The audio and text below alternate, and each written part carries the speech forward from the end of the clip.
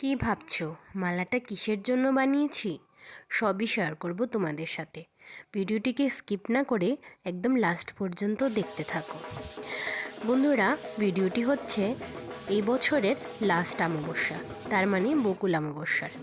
এখানে দেখতে পাচ্ছ আমার মামি এবং আমরা সবাই মিলে চলে গিয়েছিলাম মায়ের মূর্তি আনার জন্য, যেটি হচ্ছে আমাদের মামার বাড়ির ঠিক পাশেই।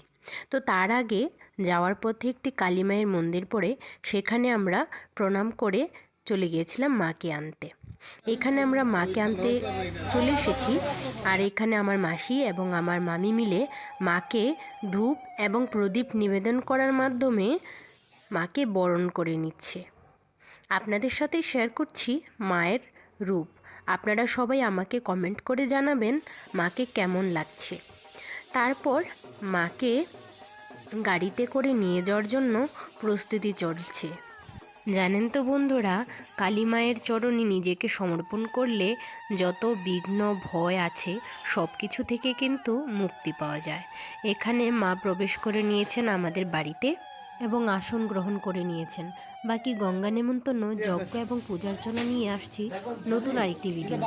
ততক্ষণ ভালো থাকবেন, সুস্থ থাকবেন। জয় মা কালী।